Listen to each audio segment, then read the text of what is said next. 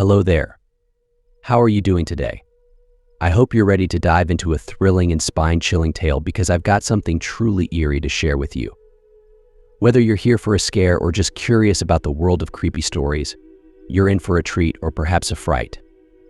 Sit back, relax, and let's journey together into the unsettling experiences of a night janitor in a small, old church nestled deep in the swamps of Georgia. Ready? Let's begin. The night janitor's unsettling experience. Considering how poorly most jobs pay these days, I was beyond thrilled when I stumbled upon an opening for a night janitor position that paid a whopping $40 an hour. The job was in a remote, rural area of Georgia, and I couldn't believe my luck. Who wouldn't jump at the chance to clean a church for that kind of money? My agnostic self was ready to show up at the altar just to secure this job. But once I started, it became clear why they offered such a high wage. The schedule seemed straightforward enough. I was to go in after church services or meetings, do some basic cleaning, and leave. It usually took me about 2 to 3 hours each night. On Sundays, I was responsible for an afternoon cleaning between services. Monday, Wednesday, and Friday nights were late shifts, and everything seemed manageable. They requested a more thorough cleaning once a week, so I chose Wednesday nights as the long cleaning nights. For $40 an hour, I wasn't going to cut corners. I meticulously cleaned every inch of the church, flipping more tables than Jesus himself to ensure everything was spotless. It took about 7 hours, but it was the easiest money I'd ever made. The church was centuries old, according to what they told me when I started. It was built in colonial times and had been renovated and rebuilt over the years, always on the same land. There was a small cemetery behind the church, with graves so worn that many were unreadable. No new burials had taken place there since the 1800s. The church itself was typical of old Protestant churches in the South, with one large sanctuary and a few small rooms behind the main altar. However, there was something odd about it. A small door on the right side of the sanctuary led to a hallway that smelled of mildew. The first door on the left side of the hallway was painted a bright cerulean blue, unlike any regular blue you'd see. This door was padlocked and dead-bolted from the outside, and only Pastor William had the key. When I asked Anita, the treasurer who had hired me, about it, she shrugged it off, saying she had no idea what was behind it, probably just old storage or something. But the way she said down there caught my attention. We were in the heart of Georgia's swamp country, where basements are practically impossible due to the high water table. Yet she assured me it was a basement, though she had only heard this from Pastor William. My first Monday night cleaning went off without a hitch. I vacuumed the floor after a prayer group meeting and left. Tuesday was my day off, and I stayed home playing Shadow of the Earth Tree. Wednesday night, after the service, I arrived at the church around 8:30 to start cleaning. Pastor William was the only person left there, but we barely exchanged more than a few pleasantries as he was heading out to get some rest. The swamp heat outside was unbearable, so I was eager to get inside and start working. I headed to the small supply closet in the back of the sanctuary to grab the vacuum. Wednesday night services were usually sparsely attended, mostly a few elderly ladies and some devout middle-aged men with their well-worn study Bibles.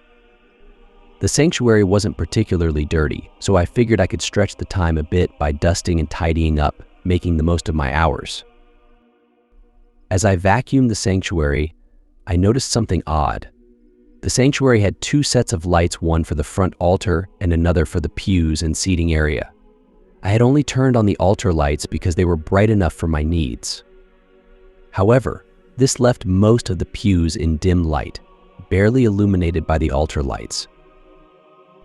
With my headphones in and music playing, I continued cleaning, moving down the hall into the office next to the blue door, and then into Pastor William's office. It was then that I noticed something strange. As I looked up and out of the office door, I could see straight down the hallway to the blue door, which was glowing brightly under the fluorescent lights. Beyond the door, I could see into the sanctuary. Suddenly, I felt a chill down my spine as I realized that at least 7 or 8 people were sitting in the pews, just outside the reach of the altar lights. They were all dressed in black, their heads bowed, so their faces were obscured. I had to squint to make them out clearly, but they were definitely there, seated in the first 2 rows, just beyond the light's reach. I couldn't see anything beyond them as it was much darker in the sanctuary's rear. Could this be a ghostly congregation? I wasn't sure, but I was already feeling uneasy. Have you ever experienced something so eerie that you weren't sure if your eyes were playing tricks on you? That's exactly what was happening to me. I briefly closed my eyes, hoping they would disappear when I reopened them, but no, they were still there. Before I could gather my wits, I heard a loud thump coming from the blue door, like something heavy being thrown against it. The noise startled me, but what was more unsettling was that there wasn't any follow-up sound, no sign of anything falling. I instinctively turned my attention to the blue door for just a few seconds, but when I looked back at the sanctuary, the congregation was gone. The pews were empty, just as they had been when I first entered. Trying to shake off the growing sense of dread, I finished up my cleaning and started locking up. I've never been a believer in the supernatural, but something about that night left me feeling uneasy. Even as an agnostic, I've always had a soft spot for horror stories, but I never truly believed in ghosts or anything paranormal. However, that night tested my skepticism. As I prepared to leave, I realized I still needed to turn off the altar lights and exit through the main sanctuary door. Now, I'm not afraid of the dark, but I won't deny that I was feeling a bit spooked. When I turned off the lights, the sanctuary was suddenly bathed in the eerie glow of moonlight streaming through the stained glass windows. It was then that a chill ran through me, a stark contrast to the 100-degree heat with full humidity we'd been having for days. It felt like I was dunked in ice water, and yet there was nothing there, nothing visible, at least. I looked around, trying to calm myself, but I could feel my heart racing. I pulled out my phone, switched on the flashlight, and quickly made my way toward the front doors. Have you ever had that feeling of being followed, even when you know there's no one there? As I crossed the sanctuary, I swear I could hear footsteps echoing behind me, keeping pace with mine. My hand trembled as I reached the door, and I practically threw myself outside into the warm, sticky swamp air. Never before had the oppressive Georgia heat felt so comforting. I slammed the door behind me, my breath coming in quick gasps. But just as I started walking toward my car, I realized I hadn't locked the door. For a split second, I considered just leaving it and dealing with the consequences later. But then I thought about the rent I needed to pay and the bills that were piling up. The fear of losing my job outweighed the fear that had gripped me inside the church. Taking a deep breath, I turned back to lock the door. My hands were shaking so badly that my keys jingled like wind chimes as I fumbled to get the key into the lock. Just as I turned the key, I heard something that made my blood run cold, a faint, yet unmistakable sound of a chorus, with an organ playing somewhere in the background. It was coming from inside the sanctuary. I yanked the key out and bolted to my car, not caring if I hit anything on the way out of the dirt parking lot. As I sped away, the sound of the singing grew fainter, but I could still hear it echoing in my mind. It wasn't until I was halfway down the road that I recognized the hymn "Nothing But the Blood of Jesus." The words rang in my head, sending shivers down my spine. What on earth had I just witnessed? Could it be that this church held more secrets than I had bargained for? I didn't want to jump to conclusions, but something was definitely off about this place. The next day, I asked Anita about it, trying to be casual as I inquired if she had ever experienced anything strange. She just smiled and said she always thought there were angels watching over the church, protecting the flock. Angels? I wasn't so sure anymore. Whatever was happening in that church didn't feel very angelic to me. When I mentioned the thump on the blue door to Pastor William, I noticed a brief flicker of something on his face. Was it fear? Concern? It was hard to tell because he quickly masked it with his usual friendly preacher smile. He brushed it off, claiming it was probably just possums getting into the basement and making noise. But something about his explanation didn't sit right with me.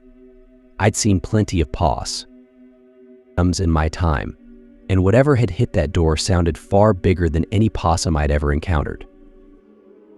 As the days passed, the memory of that night lingered in my mind. I tried to focus on my work and not let my imagination run wild, but it was becoming increasingly difficult to ignore the growing sense of unease. I was off on Thursday and spent the day trying to relax, but the dread of going back to the church kept gnawing at me. Could there really be something supernatural going on, or was it just my mind playing tricks on me? Friday night, I went back to the church after the prayer meetings, determined to get my cleaning done as quickly as possible. I decided to go in a bit early, hoping to catch Pastor William and maybe get a look behind that mysterious blue door. What could possibly be down there, locked away from everyone's view? But when I approached him, asking if he wanted me to clean the room behind the blue door, he just smiled and told me not to worry about it, saying he had already done a spring cleaning back in May. There was something in his tone that made me think he was hiding something, but I couldn't put my finger on it. He then dropped a bombshell: there was a wedding scheduled for the next day, and he needed the church to be spotless. I wasn't prepared for this. I tried to make an excuse about having a family event that night, but he insisted I return after the event and get the place clean by morning. The idea of spending another late night in that church sent a shiver down my spine, but I didn't have much of a choice. Rent was due, and I couldn't afford to lose this job. So I did what I had to do. I started cleaning as fast as I could, scrubbing down baseboards and dusting corners. The sun had set before I even realized it, and I was left alone in the brightly lit, eerily quiet church. The lights in the sanctuary were so bright that I hadn't noticed the darkness creeping in outside. But now, the church lights felt like a safe haven against the encroaching night. I was up on a step ladder, wiping down the stained glass windows, when I suddenly heard a loud thump against the glass. It was so forceful that I almost lost my balance and fell. Whatever had hit the window sounded heavy, like a cinder block, but there was no sign of damage. My heart raced as I climbed down the ladder and cautiously stepped outside to see what had happened. There was nothing there. The small, worn-down graveyard a few feet from the church looked just as it had before, bathed in the harsh yellow light of the street lamp. But something was off. One of the shadows in the cemetery was longer than the others, and as I looked closer, I saw a tall, dark-suited man with a wide-brimmed hat standing in front of one of the graves. That's when things really started to get weird. The memory of what happened next is still a blur, a rapid escalation of events that left me completely freaked out. The man in the hat didn't move, just stood there, staring at me. My fight-or-flight instincts kicked in, and I ran back inside the church, slamming the door shut behind me. I locked it, deadbolted it, and turned on every light in the building. Whatever was outside might have been some ghostly figure, but I wasn't about to take any chances. I made my way to Pastor William's office, shutting and locking the door behind me. With my phone in hand, I tried to call the police, but there was no signal, not surprising, considering how remote the church was. To make matters worse, my phone was nearly out of battery, despite being in power-saving mode. As I sat there, trying to calm my racing heart, I began to rationalize what I had seen. It was probably just a gravestone casting a weird shadow, right? There was no way it was a real person, let alone something supernatural. I convinced myself that it was all in my head, a result of the stress and the eerie atmosphere. But as I tried to finish cleaning, the situation only worsened. Just as I was about to call it a night, I heard a blood-curdling scream echo through the church. It sounded like a woman, her voice filled with raw, guttural grief and anger. The scream seemed to come from within the building, but I couldn't pinpoint the exact location. With my heart pounding in my chest, I ventured into the hallway, listening as the screams grew louder, more intense. They were coming from behind the blue door. Every instinct told me to run, to get out of there as fast as I could. But there was something in the scream that made me hesitate, something human. What would you do in this situation? Would you risk your safety to help someone in need, or would you trust your instincts and get out of there? I knew I couldn't just leave if there was a chance someone was trapped down there in desperate need of help. Swallowing my fear, I knocked on the door, calling out to whoever or whatever was inside. To my surprise, there was a faint response, a weak hello from the other side. But when I knocked again, there was nothing but silence. A third knock yielded no response either. And then the light started to flicker. The hallway was plunged into intermittent darkness as the lights struggled to stay on. My vision blurred, and I could barely see in the dim light. When the lights finally steadied, I turned to leave, but the sight that met me in the sanctuary froze me in my tracks. An entire congregation was standing there, dressed in the same dark clothing as before, their heads bowed in silent prayer. The lights flickered again, and when they came back on, the sanctuary was empty once more. I can't tell you how scared I was in that moment. Have you ever felt your legs turn to jelly, your heart hammering in your chest as fear grips every part of your being? That's exactly how I felt. I screamed, grabbing my keys from the pew and bolting for the door. As I reached the front, I heard the sound of water splashing behind me. Turning around, I saw that the baptismal font was filling rapidly with water. But something was wrong. The water wasn't clear, it was a deep, dark crimson, almost like blood. Black, swampy sludge mixed with the blood, swirling around as the tub filled to the brim. The sight was too much for me. I felt nauseous, my stomach churning, as the sight of the blood in the baptismal font pushed me to the brink.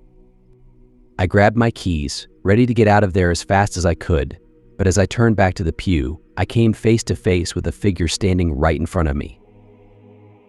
The figure was one of the churchgoers, dressed in the same dark clothing as before, but there was something terribly wrong with it. Its face was waxy and pale, almost like an eggshell, with dark, hollow sockets where its eyes should have been. I was staring into the back of its skull, the empty darkness inside making my blood run cold. And then it opened its mouth.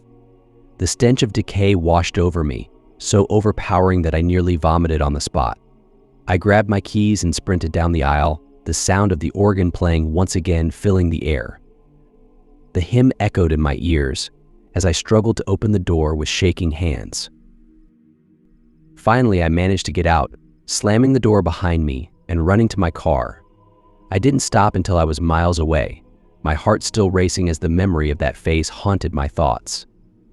What had I just experienced? Was it real, or was my mind playing tricks on me? All I knew was that I couldn't go back, not if I wanted to keep my sanity. The next day, I couldn't shake off what had happened. Sleep had been elusive, my mind replaying the events over and over again. The face of that ghostly figure, the screams from behind the blue door, the blood in the baptismal font, it all lingered in my thoughts, haunting me even in daylight. But I knew I had to go back. I needed to know what was really happening in that church, even if it meant confronting something beyond my understanding. Friday night came, and despite every fiber of my being telling me to quit, I returned to the church. This time, I arrived a bit earlier than usual, hoping to catch Pastor William before he left. I had to see if I could learn more, maybe even get a glimpse of what was behind that blue door. When I arrived, Pastor William was there, as expected, but his demeanor seemed different, more guarded, perhaps. As the last of the older congregation members left, giving me their usual warm goodbyes, I saw my chance. I approached Pastor William just as he was about to retreat to his office. I casually asked if he wanted me to clean the room behind the blue door. His response was quick, a bit too quick. He simply smiled, but there was something in his eyes, a flicker of concern that he tried to hide. He told me not to worry about it, claiming he had done a thorough spring cleaning back in May. But that wasn't all. He dropped another surprise on me. The church was hosting a wedding the next day, and he needed the place to be in perfect condition. I wasn't prepared for this at all. I tried to think of an excuse, anything to avoid staying late again, but Pastor William was insistent. He said I could come back after the event if necessary, but the church needed to be spotless by morning. My heart sank. The idea of spending another late night in that church filled me with dread, but I couldn't afford to refuse. Rent was due soon, and I needed the money, so I nodded and got to work, moving faster than I ever had before. Dusting, scrubbing, vacuuming, I was determined to finish before the sun went down. But of course, time slipped away from me. The sun had set before I realized it, and I was left alone in the brightly lit but eerily silent church. The stained glass windows cast strange, colorful patterns on the floor as I climbed a ladder to clean them, but as the night grew darker, those colors seemed to lose their vibrancy, fading into ominous shadows. I was up on the ladder, wiping down the windows, when I heard it again, a loud thump, this time against the very window I was cleaning. The force of it nearly knocked me off the ladder, and my heart skipped a beat. I froze, my hand gripping the rag so tightly that my knuckles turned white. What had hit the window? Was it a bird? A branch?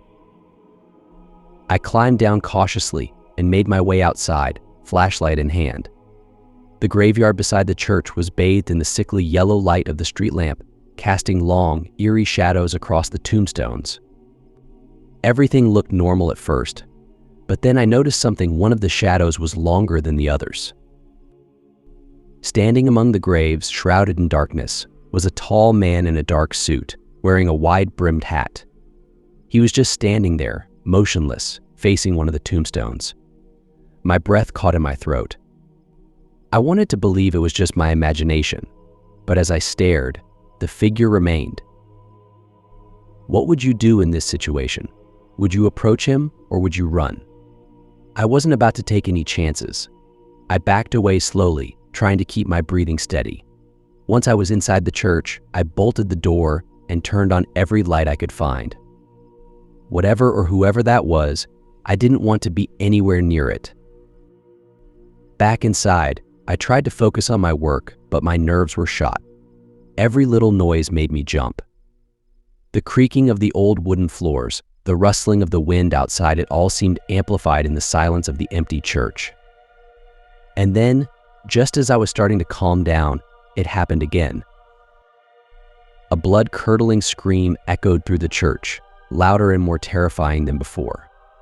It was a woman's scream, filled with anguish and terror, and it was coming from behind the blue door. I froze, my heart pounding in my chest as I tried to make sense of what was happening. The scream was so raw, so full of emotion, that it shook me to my core. I knew I couldn't just ignore it. What if someone was really in trouble? But the thought of going near that door made my blood run cold.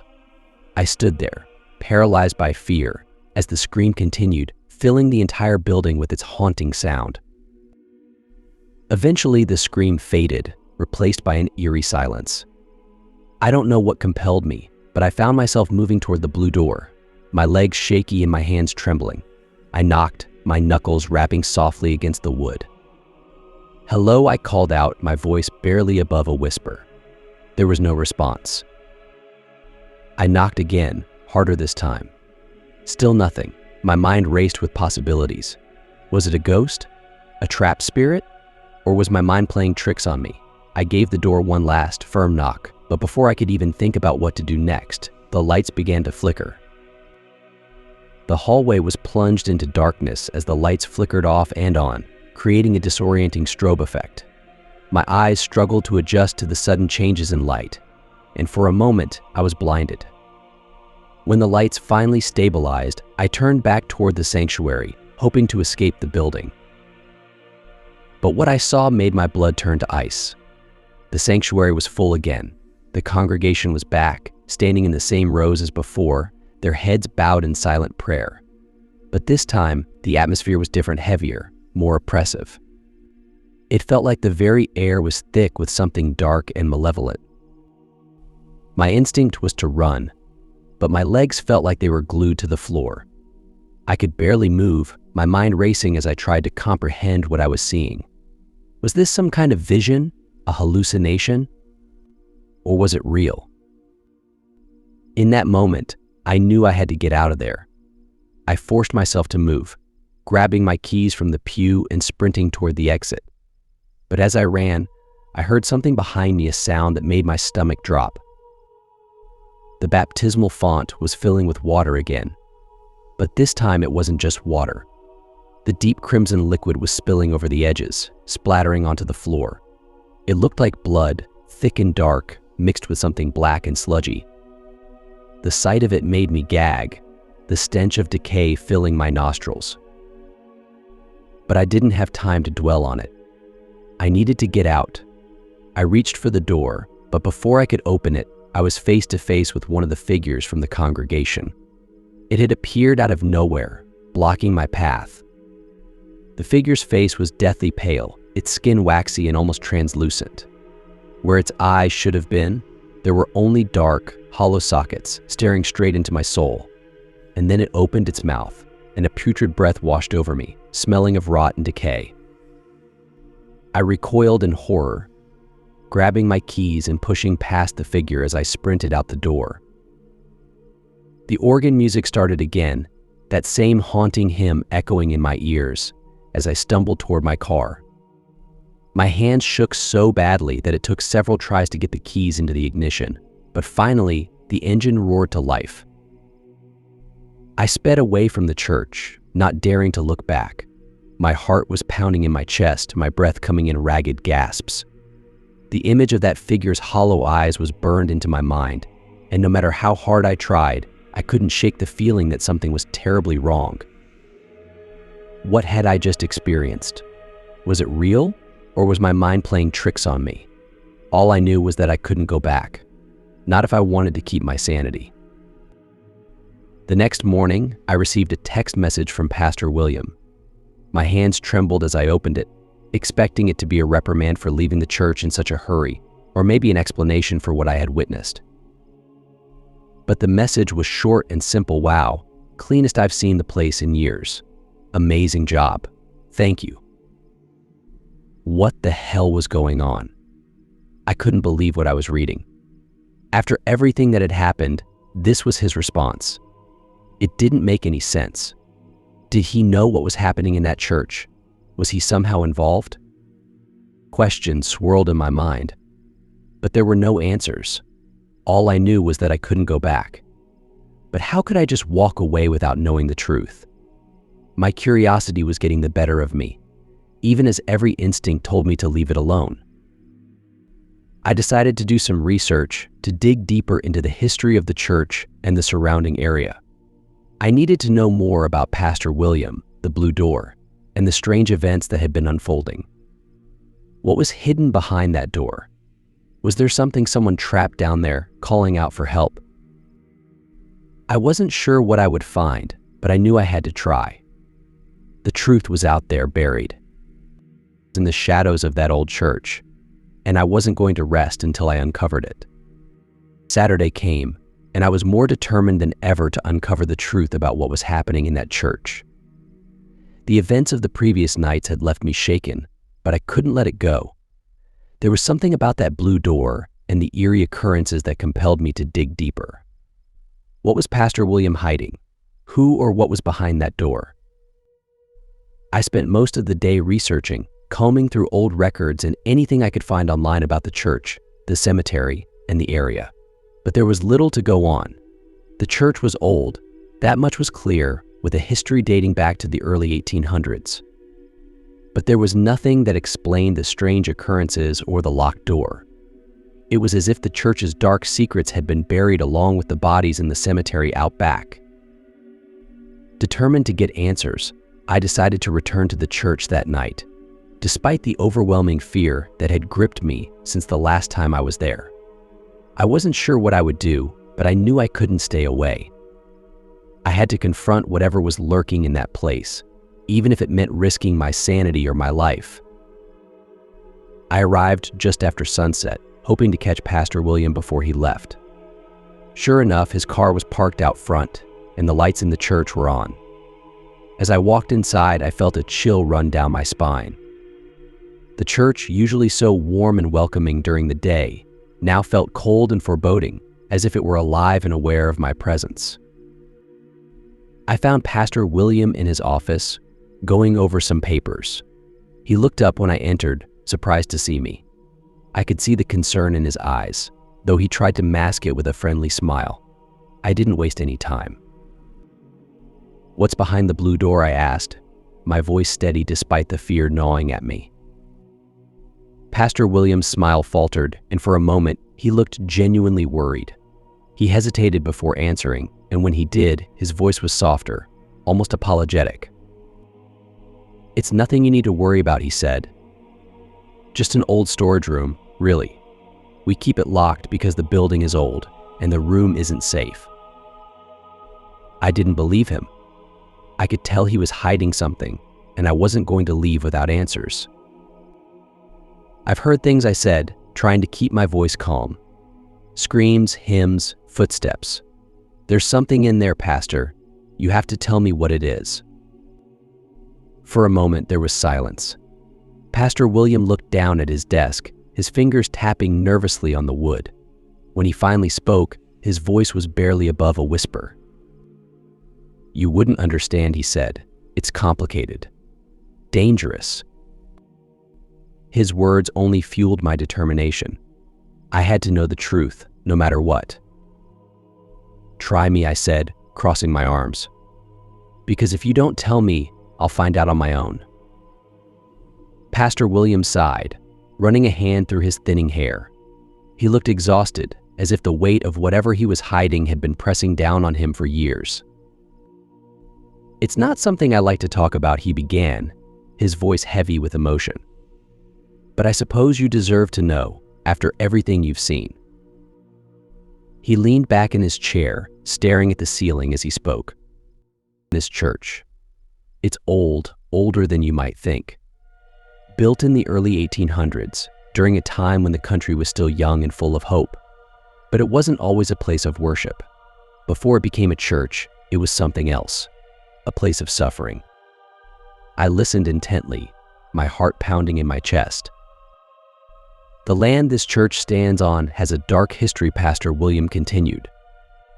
"It was once the site of a brutal massacre, a place where many innocent lives were taken.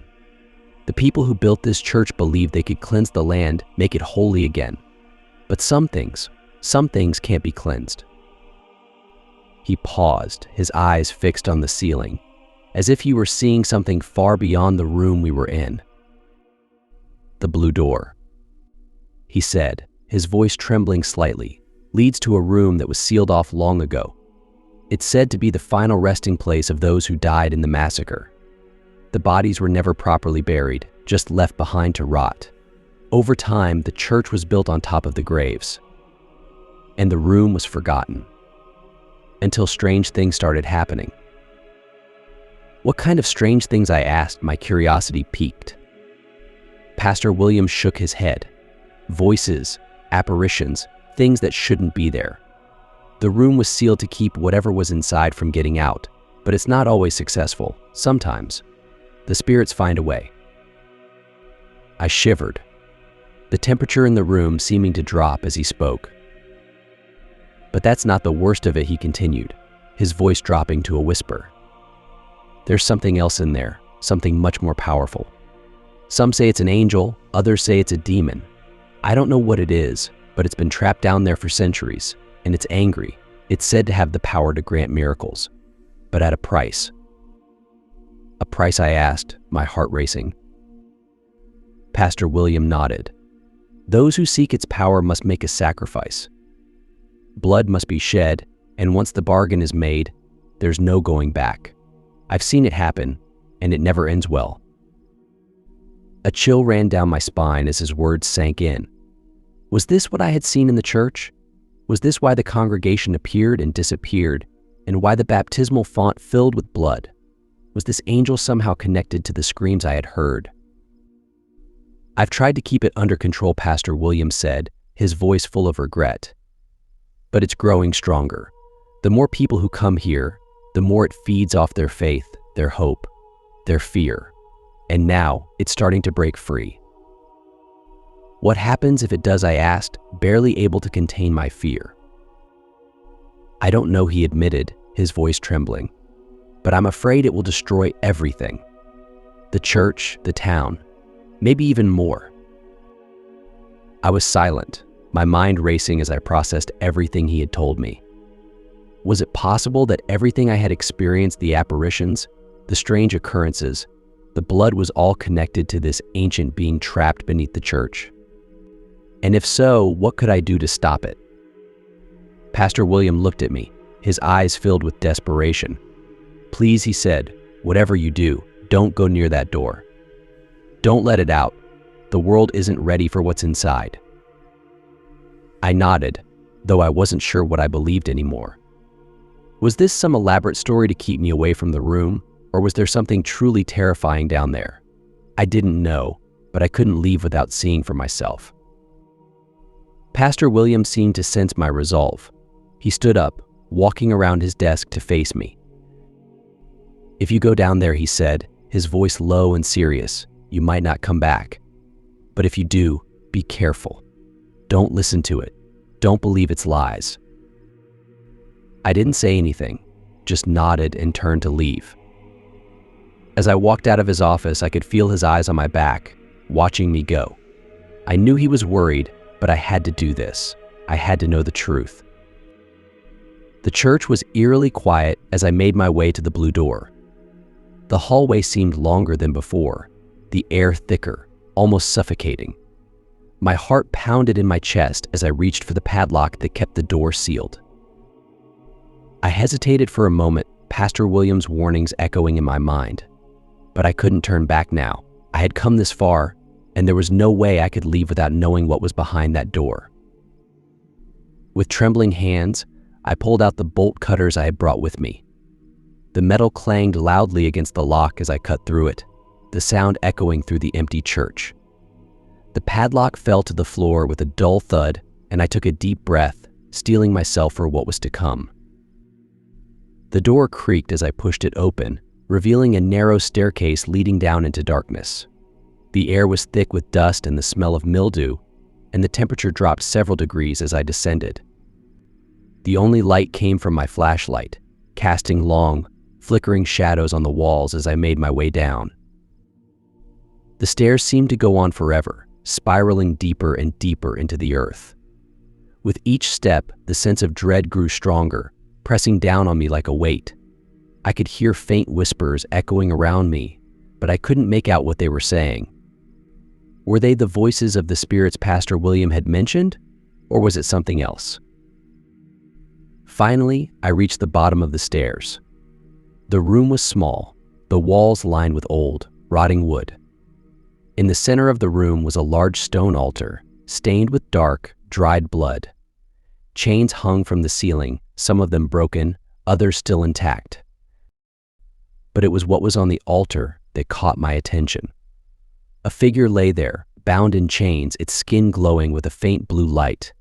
It was unlike anything I had ever seen, its body twisted and deformed, yet somehow still beautiful. Its eyes were closed, but as I approached, they opened, revealing pupils that seemed to burn with an inner fire. "Help me," the figure whispered, its voice weak and full of pain. I froze, my heart pounding in my chest. Was this the angel Pastor William had spoken of, or was it something far more sinister? "Help me," it repeated, its voice growing stronger. "Free me from this place." I took a step back, the weight of the situation crashing down on me. I didn't know what to do. Should I free it or leave it trapped? Was this being truly an angel, or was it a demon in disguise? As I stood there, frozen with indecision, the figure's eyes locked onto mine. I could feel its gaze piercing into my soul, its power overwhelming. "Please," it begged, its voice softening. "You have no idea what they've done to me. I've been trapped here for centuries, suffering in silence. You're the only one who can save me." The words echoed in my mind, tugging at my resolve. Was Michael lying to me? Could this being really give me what I wanted? But what did I even want? Money, power, freedom from the fear that had consumed me since that night. "Don't listen to it," Michael's voice cut through the haze, sharp and commanding. "It's trying to break through your defenses. Stay focused.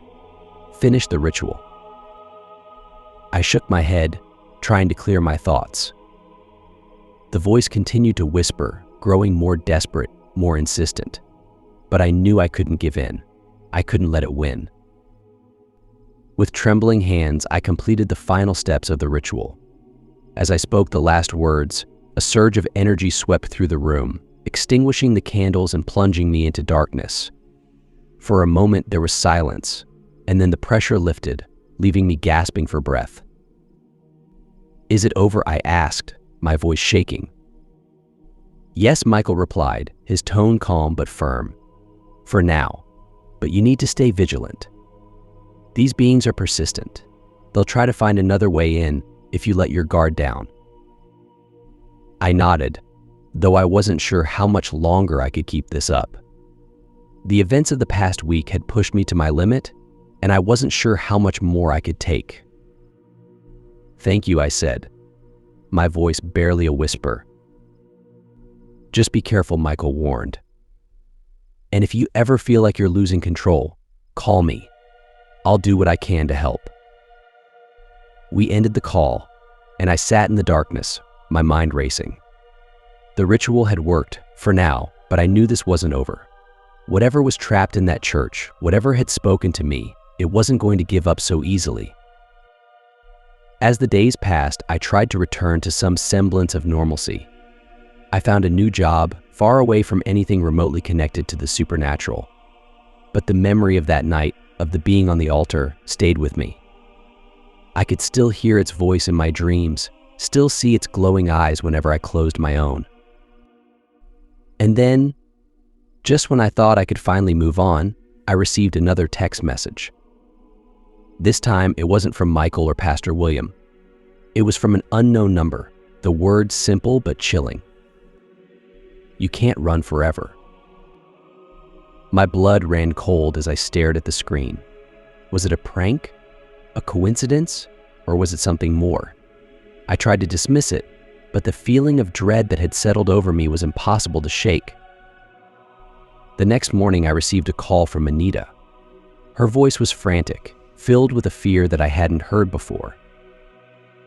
"The church," she said, her words stumbling over each other. "It's gone. Burned down last night. No one knows how it happened." I felt a knot form in my stomach. The church had been destroyed, but how and why? My mind raced with possibilities, none of them comforting. "Do they think it was arson?" I asked, trying to keep my voice steady. "No one knows," Anita replied, her voice trembling. "The fire department said it was like the whole place went up at once. There's nothing left, just ashes." A chill ran down my spine. The church had been the source of so much darkness, so many unanswered questions. And now it was gone, taking its secrets with it. But had the fire truly destroyed everything? Or had someone escaped? I hung up the phone, my hands shaking. The feeling of unease that had been gnawing at me for days was now a full-blown terror. What had I done? Had I somehow unleashed something into the world, something that couldn't be contained? As the day wore on, I found myself checking over my shoulder, jumping at every little noise. The text message, the fire, everything was piling up, and I didn't know how much more I could take. And then, late that night, as I lay in bed, I heard it. The faint sound of a hymn, distant yet clear, echoing through the stillness of my room. The same hymn that had played in the church, the one I had heard as I fled in terror. My heart raced as the song grew louder, filling my ears, my mind, my very soul. I could feel the pressure building again, the darkness closing in around me. And then, just as suddenly as it had started, the singing stopped. The silence that followed was deafening, almost suffocating. But in that silence, I heard something that made my blood turn to ice. A voice, soft and menacing, whispered in my ear. "I'm still here." I shot up in bed, my breath coming in ragged gasps. I looked around the room, but there was no one there.